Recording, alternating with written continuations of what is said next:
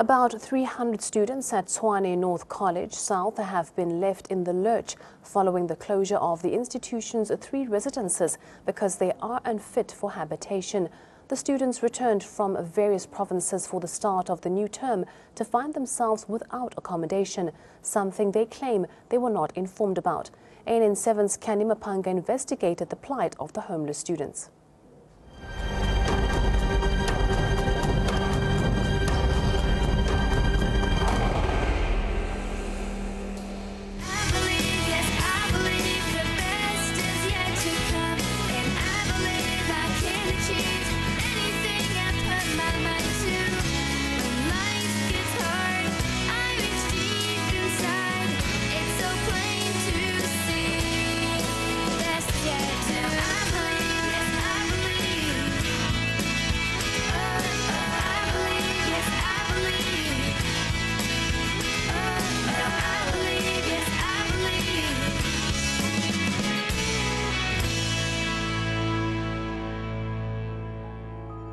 Students sleep on the floor of a local church or illegally force their way into an abandoned residence because they have no place to call home. These accommodation woos have become varsity's secret shame. If we get evicted, it means most students will be homeless, and it is not safe for them to sleep outside. About 300 students from the Tshwane North College South returned from holiday on the 18th of April to find themselves homeless. Before we closed, the students slept outside the campus, and the church behind me, it's one of the places that helped accommodate students. So on the 18th, when we return, I like to say that a luta continua because still students are left without residence.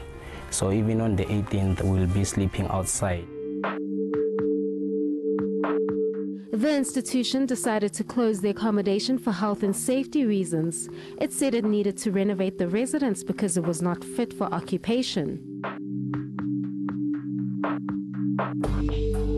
In 2015, around about November, December, the college received a report from City of Tshwane on assessment of the residents to say that the residents are not fit to accommodate students, and as such we needed to do renovations to enable the residents to be fixed so that the student can reside.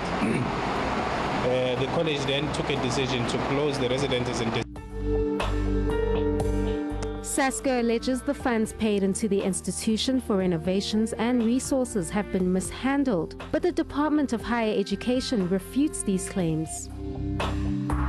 The problem is that someone in administration or in the management of the college is looting and chowing the funds that belongs to the students. People like to take the blame to the government. But when the government is playing its hand in providing NFSA's funds to the college, the funds have been chowed.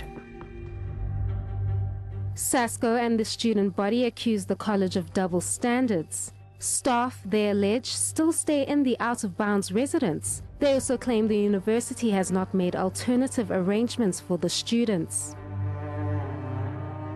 Campus manager, when we try why campus but all the student to campus or what are resident I safe.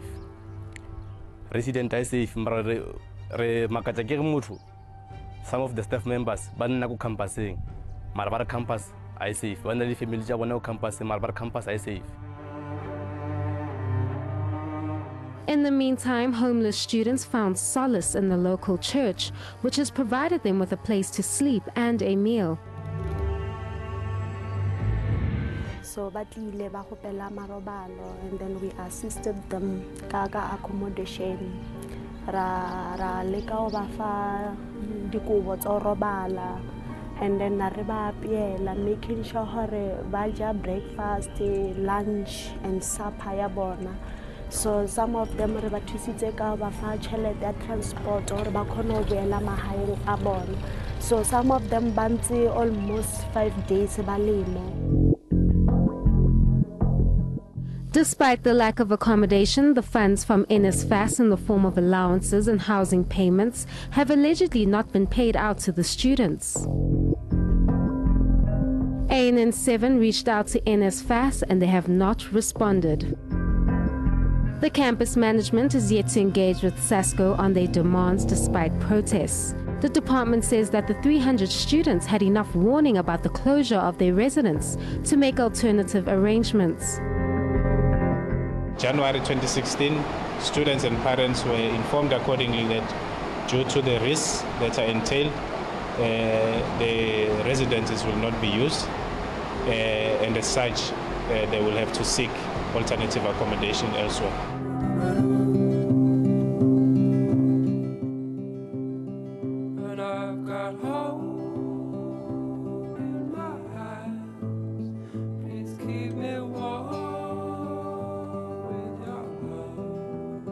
The issue of accommodation is not unique to the Tshwane North College South.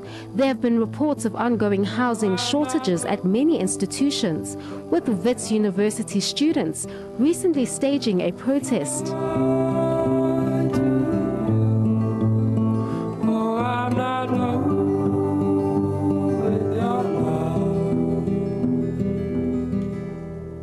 About 300 students still have no place to call home as they pursue their studies. In the midst of this crisis, the institution is yet to meet with the students to discuss their grievances, nor have they provided an alternative accommodation.